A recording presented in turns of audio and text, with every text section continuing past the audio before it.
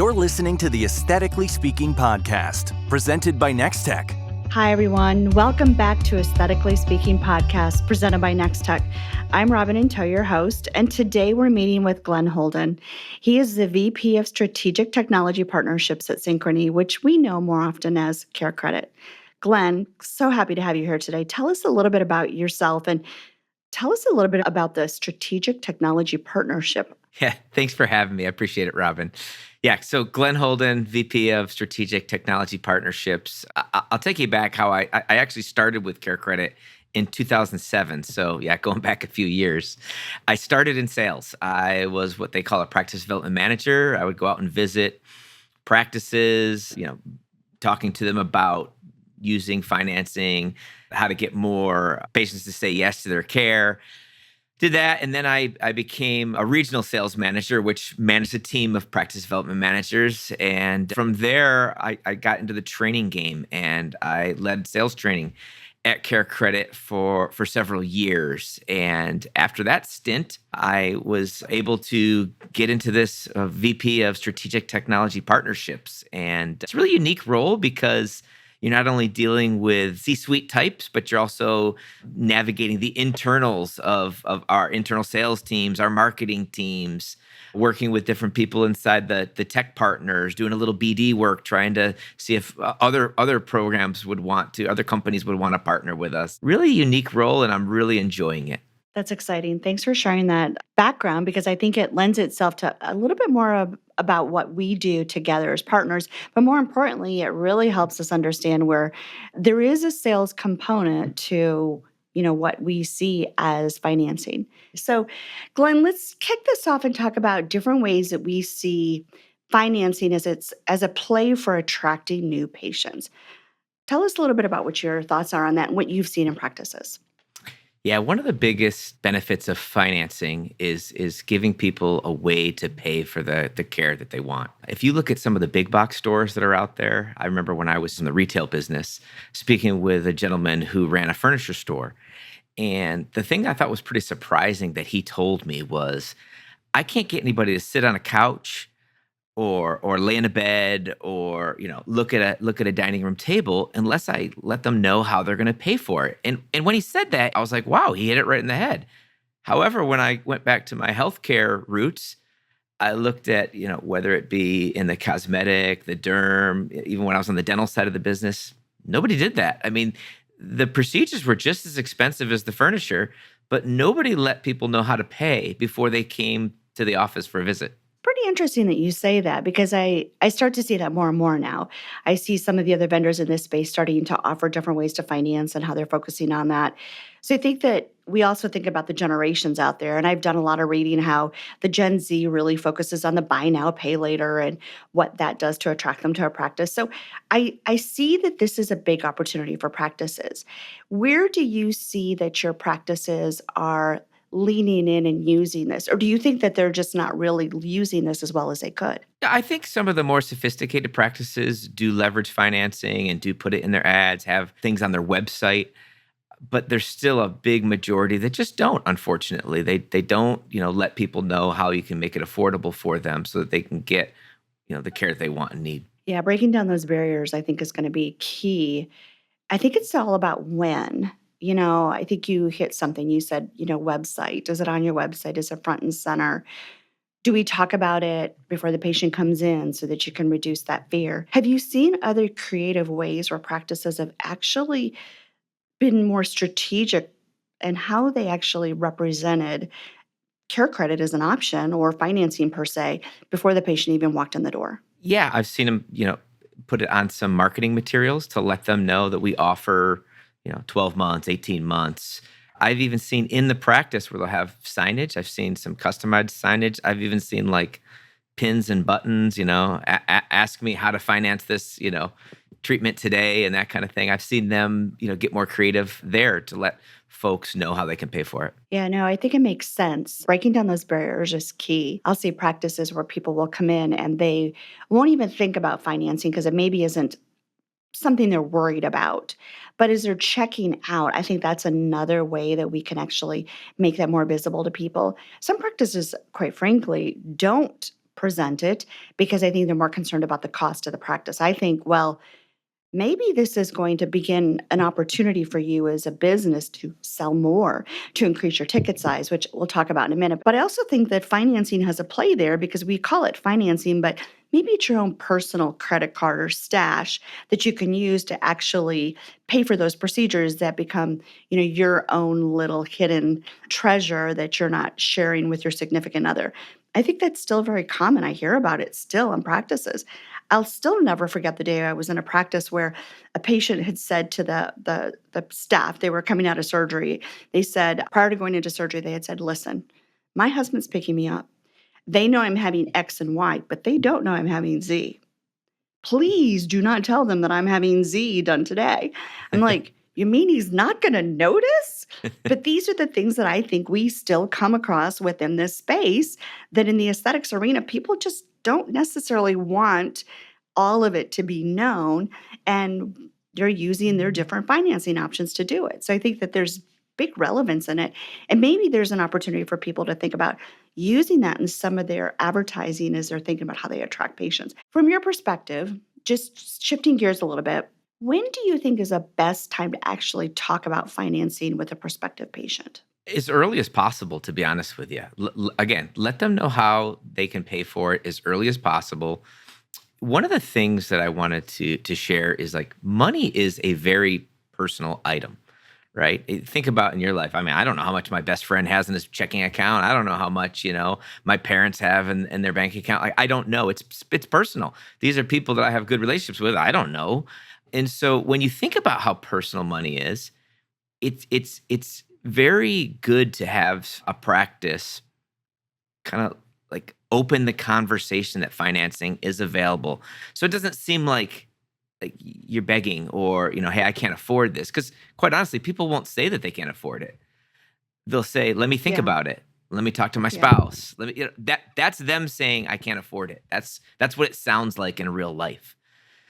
And so if you can kind of bring that barrier down and let people know, hey, look, a lot of patients, do this, use that, like 12 months, 18 months, whatever works for your practice, it makes it so much easier for them to say, oh, really? A lot of people do it? Oh, great. People don't like to be the first one. They like to know that other people are doing this, and it's very common. I think you were sharing with me recently that I think 20% of the practices that you have seen that use CareCredit actually are using CareCredit for financing versus people paying cash. I thought that was a big number, meaning there's a lot of people out there using it. It's just giving permission almost to say to the prospect, hey, listen, this is normal. Don't think of it as something that isn't normal. We see this all the time. People are using financing all the time because they just want to hold on to cash. That's correct. Or they're waiting for more cash to come in. I mean, some people are getting bonuses, maybe a tax return. I mean, I haven't gotten one in a while, but some people do. Right, exactly. No, I think those are all good points. I think people get influxes of cash at different times of the year. And so they look at this as, I want to do this now and then I can pay for it down the road. That does make a lot of sense. One of the benefits, too, to think about, Robin, is, as interest rates have gone up significantly over the last few years, a 0%, a promotional interest rate is very attractive, right? It maybe wasn't so attractive when you could go to your bank and get, 3.9 or 4.9 or something like that. Home equity could be a 3.9 or a 4.9, but now when a home equity is 8.9, 9.9, sometimes even north of that, these promotional 0%, paid in full are really, really attractive. It's so funny you say this. I recently bought new living room furniture, and they were offering 0% interest for X number of months, and I'm like, do I want to think about that? Then I went back and thought, or do I want those frequent flyer points? So am I going to put it on my Delta credit card, or am I going to, finance it? What was more relevant or more important to me? You know what's great about that, Robin? Yeah.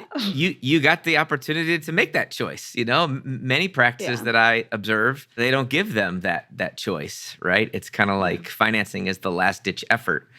And unfortunately, when you offer it as a last ditch effort, you don't get the results that you were expecting before. Well, we kind of think of it as almost a taboo kind of subject. So let's talk about, as the the patient comes in. Maybe they're a patient that comes in for spa treatments, or they come in for more frequent, treatments. Maybe they come once a month, or they come every few months for injectables, et cetera. How do we see that this can help increase ticket size? So thinking about, they've come in with a budget, they know what they can spend, but maybe they could spend more. Maybe they want to spend more, but they don't see those opportunities. Where have you seen this to become effective in increasing that? Yeah, that's a great question. So years ago, I taught sales training at our company. And one of the things that I used to share, like a real world example, Robin, have you been to a Target within the last few years? Yeah, Yeah, absolutely. right. What do they always ask you? Do I want to apply for their credit card? Or apply, or And even get, do you want to put this on your red card? I mean, they are yeah, consistent about asking you, would you like to either apply for the red card, or would you like to, I think they ask you first, would you like to put in your red card? And you're like, I don't have a red card. Then they ask you to apply. And you probably know that, their val prop is they'll give you 15% off everything in your basket, everything. yeah, And I used to ask, the folks that were in my class, like, why would they do that? Like, even stuff that's on sale, they're going to give you 5% off. Why? What sense would Target do? Why would they do that?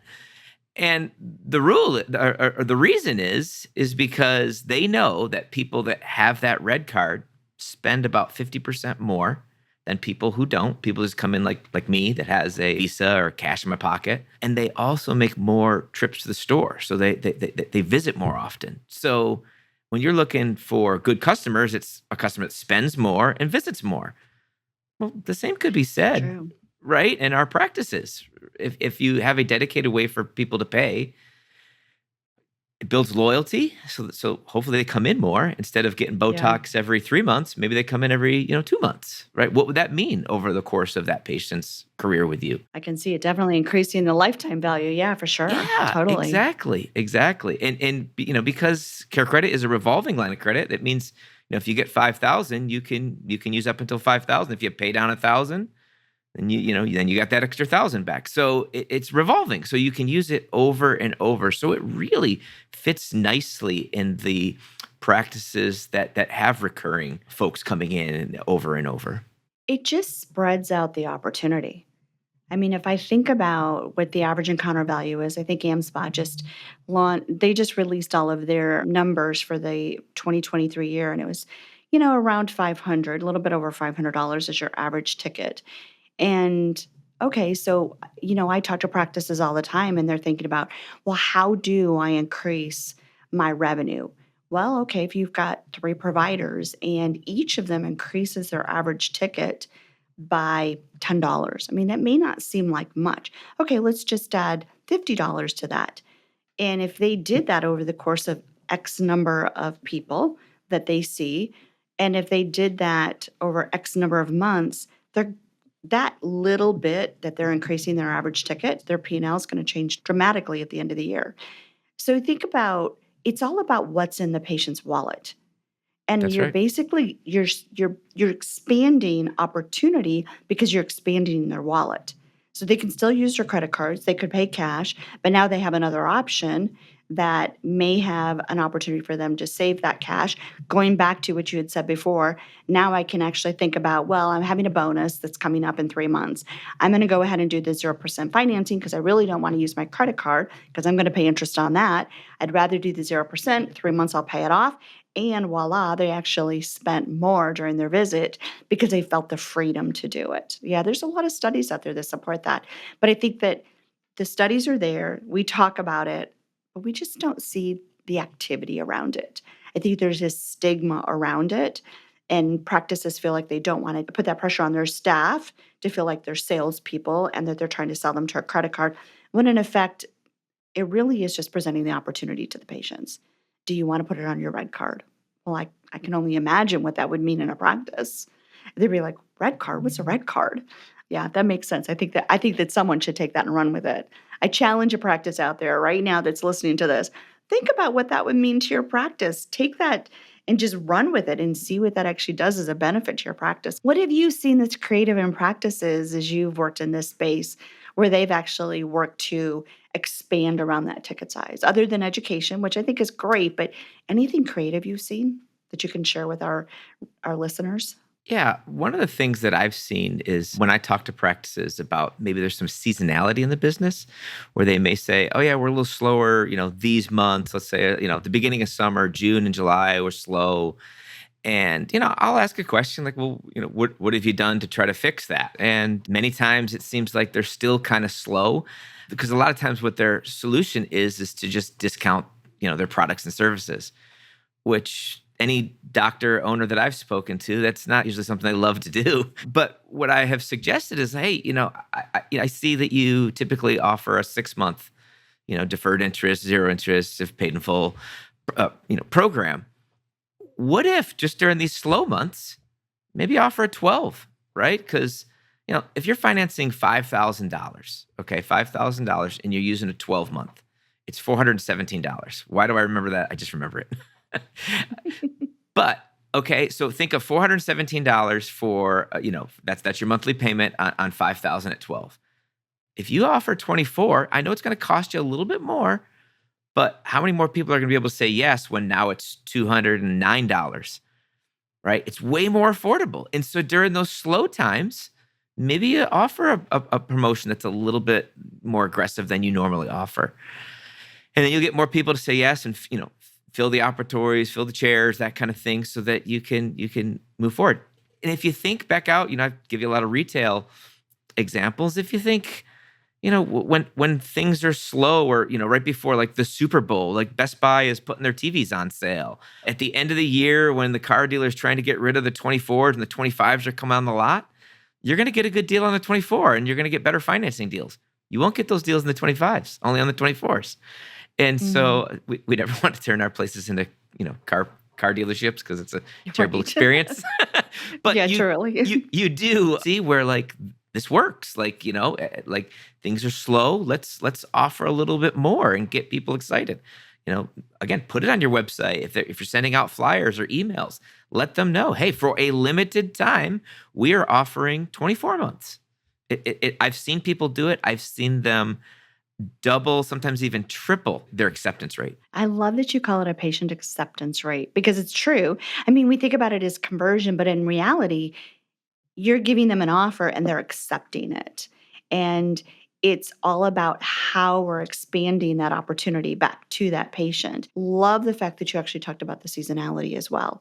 I mean, I think about right now what's happening, this huge change right now in the political arena, and it's a major election year. And those of us that have been around this for a long time, we've seen where this every single presidential election has a slowdown in this space.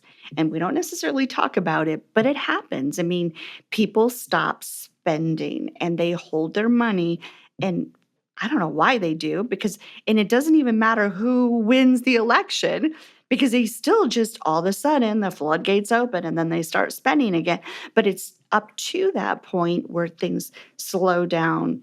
And we generally see where in September there's an uptick in spend. Kids have gone back to school, the summer's over, and now we're ready to get back into the groove of things. And then right around the corner is all the holidays, and we want to take advantage of it.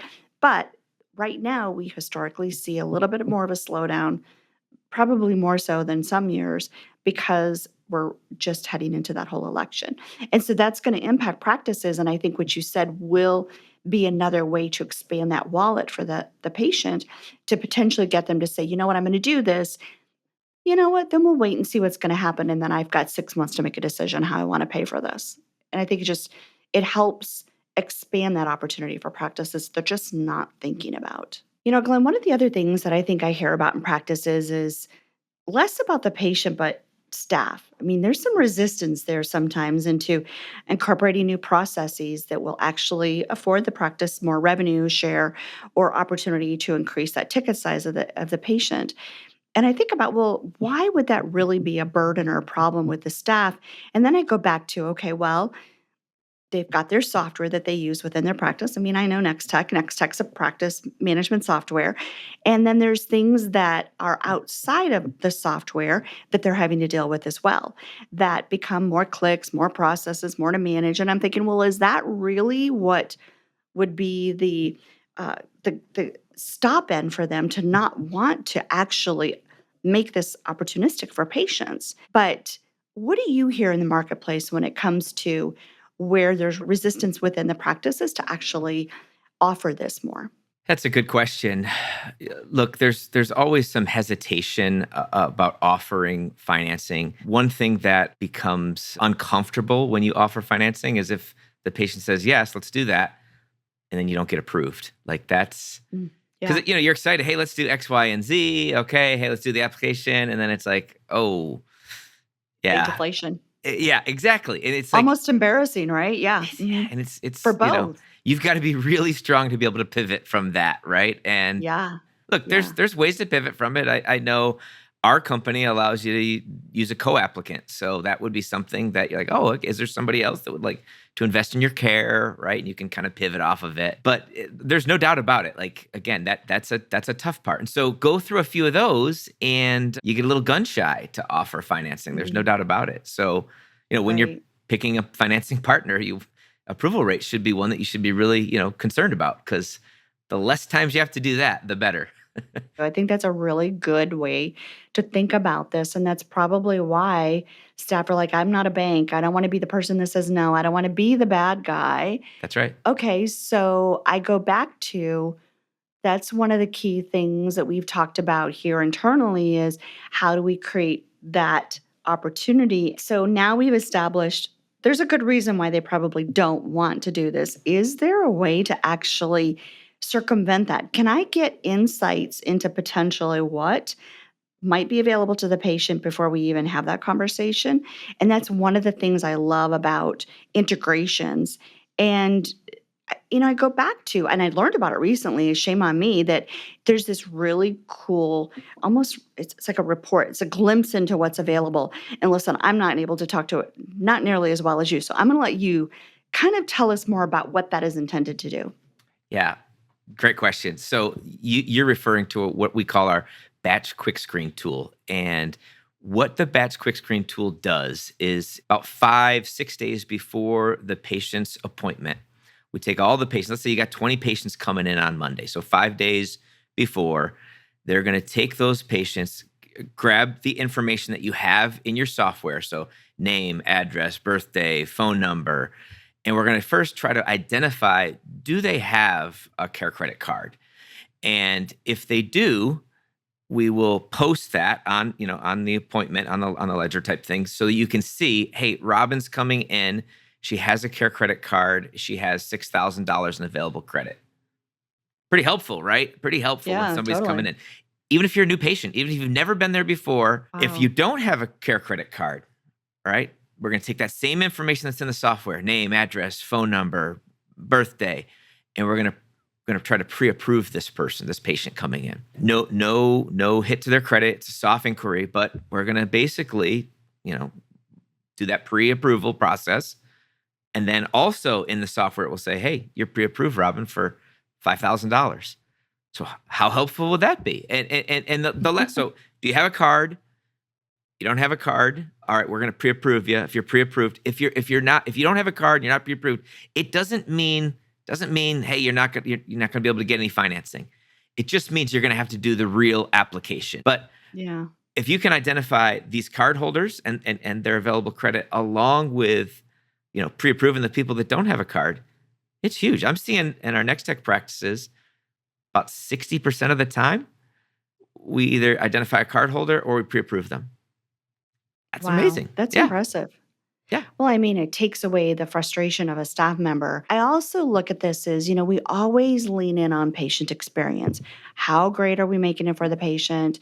Are we giving them that excellent experience because we think about differentiation? I mean, a lot of the tools that are made available today in practices are not just to help the staff, but about how we drive a better patient experience.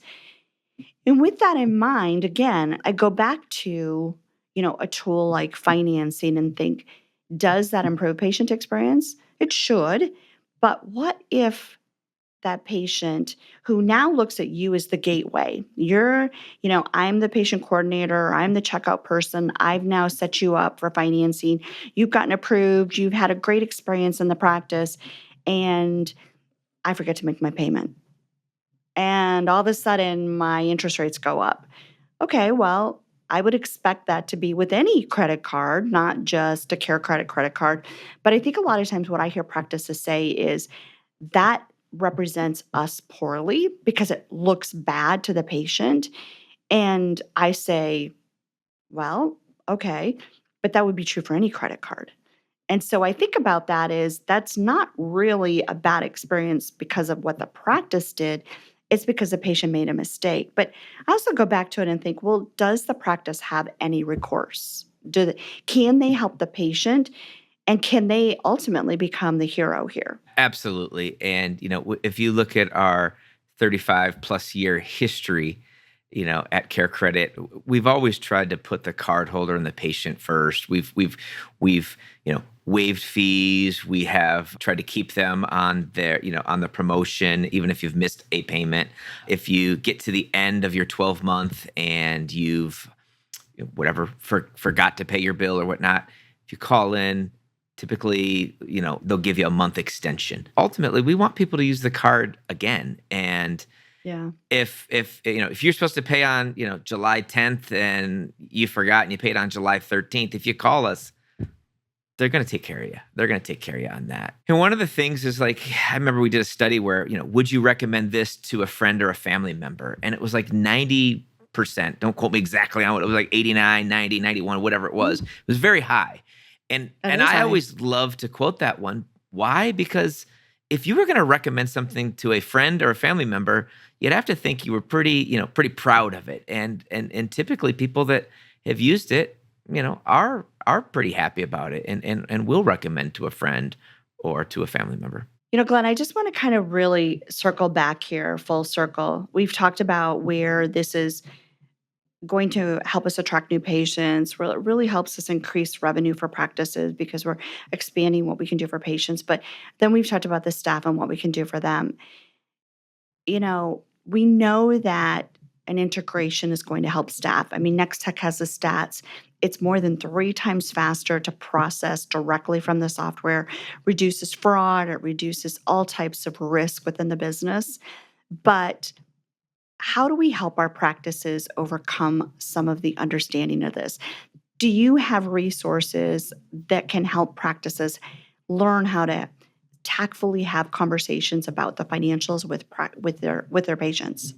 Yeah, that's a great question, Robin. So first, I'd like to highlight we have an external and an internal sales team. So we've got probably 130 people out in the field that can help practices when they're out there visiting them in person. We also have about 80 folks inside a call center. Actually, technically, they're all remote now. They don't actually work out of a call center like they used to. But so you got a good 200 plus people that can help. We also have an abundant amount of training materials to make sure you're explaining things correctly. You're not saying it's a no interest loan because that's just not true. It's a deferred interest loan, right? It's no interest if paid in full.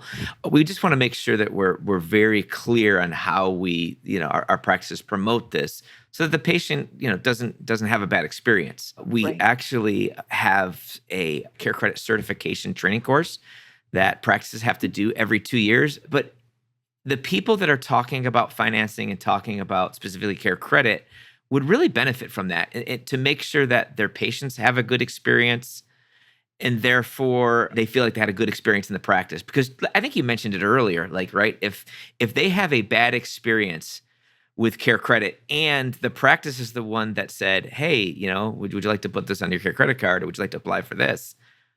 They're going to be pointing fingers back at the practice as well. And we want them to have a good experience. And so we want to make sure you've got the right information so that you're saying the right things, how it works. And it's simple. It's not hard. I mean, again, we got almost 250,000 practices that use CareCredit across the nation. So it's not difficult, but that 12 to 15 minute investment of time should really set you up for success for your practice.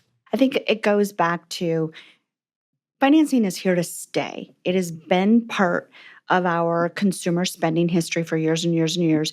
It has been kind of under the covers when it comes to aesthetics. It is becoming much more predominant. I think that generationally, we see that younger generation that is absolutely focused on that buy now, pay later, or the credit card type of aesthetics opportunity that's available to them. And so practices that are not looking at this holistically, I think are absolutely not just losing, but potentially losing opportunity on patients that they could gain as just new patients overall. So a lot said here. I loved talking to you today. You know what? I think that it's fun because we've done educational things together at our user conference, et cetera.